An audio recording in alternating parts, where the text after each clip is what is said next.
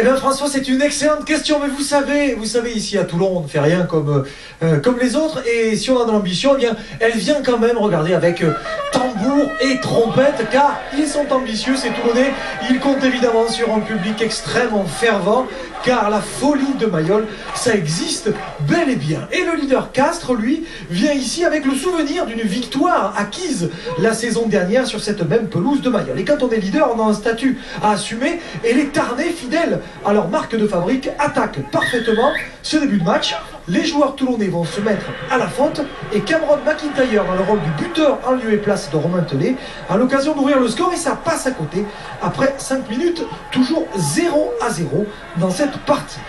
L'attaque toulonnaise, la voilà. La première avec Louvo Balavou qui va sur le côté droit de l'attaque battre son vis-à-vis. Retour d'Ibrahim Diarra qui va lui pousser le ballon hors de l'aire de jeu, sanctionné par M. Garcès, l'arbitre. C'est donc Felipe Contepomi, remplaçant de Johnny Wilkinson, retenu avec l'équipe d'Angleterre, qui va passer les 3 premiers points du match. Si McIntyre rate, Contepomi, lui, réussit 3-0 dans cette première période. Mais Castres est une équipe, on le sait, qui est très entreprenante. Passe de Cameron McIntyre, la longue passe de Cameron dans le couloir d'Audrin qui tape un coup de pied à suivre juste devant Luc Ronet, et le ballon qui va aller heurter le poteau. Les Castrais, on l'a vu, ont toujours de la ressource.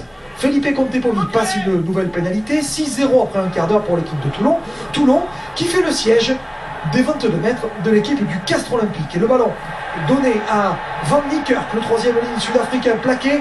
Mignoni qui éjecte pour Contepomi, crochet de Contepomi qui va aplatir le premier essai du match. Eh bien non, M. Garcès était bien placé, reprise vidéo, et on voit bien sur cette image que Contepomi n'aplatit pas ce ballon. On en reste donc à 6-0. Mais les Toulonnais ont retrouvé une solidité en mêlée fermée qui va faire souffrir ces Castrés. Du coup, ils peuvent lancer de belles attaques comme celle-ci avec la passe juste à hauteur donnée par Sonny Bill Williams. Superbe mouvement d'attaque avec Contepomi à la manœuvre. Regardez, Sonny Bill Williams qui va passer les bras, donner ce ballon juste à hauteur pour son camarade de l'attaque, Mafileo Kefou, qui inscrit le premier essai du match, un essai qui n'est pas transformé, 11-0 après 25 minutes. Un peu inquiet, les coachs castrés, Laurent Travers et Laurent Labitte. Et pour cause, coup de pied par-dessus, Louvo Balavou récupère le ballon, il le perd, il ne le libère plus, et après cette phase de ruck, eh bien, M. Garcès va mettre tout le monde au clair, pénalité pour McIntyre, qui va rater à nouveau.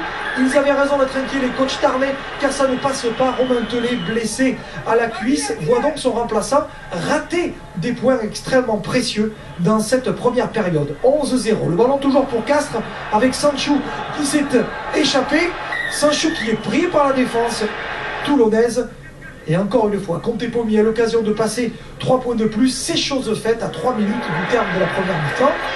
Toulon mène face au leader 14-0.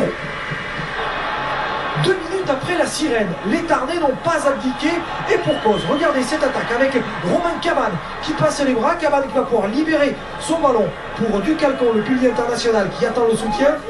Thomas Sanchou récupère le ballon sur le fermé. La passe pour Tekori qui lui aussi passe les bras avec le soutien de Diarra. Cette fois-ci pour Sika qui va servir son talonneur Bonello, mais il y a eu un en avant sur la dernière passe, et il y avait un plaquage haut tout au début de l'action, ce qui fait que Cameron McIntyre a l'occasion de passer une pénalité. 14-3. Ils ne sont pas faillis, les Tarnais, à l'issue des 40 premières minutes. En deuxième période, Castres va tenter de remettre la main sur le ballon, mais ce sont rapidement les Toulonnais qui investissent le camp castré. On joue la 21e minute du deuxième acte avec ce redoublement pour Contepomi qui va servir Louamadou qui s'arrache, Louamadou qui est repris par Sika, le ballon récupéré par Missoup qui venait d'entrer, et le 3e ligne aplati. Le 2e essai du rugby club toulonnais. Les journaux volent dans les tribunes de Mayol. Regardez au ralenti, c'est bel et bien Missoup avec l'aide de Contepomi qui inscrit ce 2e essai, mais un essai qui va coûter cher puisque Louamadou se blesse très lourdement, peut-être une fracture du fémur, peut-être simplement une hanche déboîtée. Il est en ce moment en train de passer des radios. 19-3 après cet essai marqué. Les Toulonnais décidément sont bien plus en forme que ces Tarnais. des Toulonnais qui vont se mettre à la faute et qui vont permettre encore une fois à Castres de revenir parce qu'il ne reste plus grand chose à jouer dans cette deuxième mi-temps. 19-6. Du coup, c'est la course-poursuite pour marquer le bonus offensif pour les Toulonnais, mais aussi un bonus défensif précieux pour les Castrés qui vont s'arracher dans cette fin de match, multiplier les temps de jeu à l'intérieur de 22 mètres. Chris Massoui qui aura été très bon porte le danger, sortie d'Alexandre Albouy qui vient de rentrer, la passe de McIntyre, le ballon donné par Donos pour Johan Audrin qui est bien pris par la défense et qui aura été excellente côté toulonnais, et c'est un en avant juste derrière pour Alexandre Albouy. Et sur la mêlée qui suit, les Toulonnais ne prennent pas de risque. Fernandez Yone tape en touche, c'est terminé, score final 19-6. Le RCT s'impose, le leader est tombé à Mayol et Toulon se rapproche des barrages.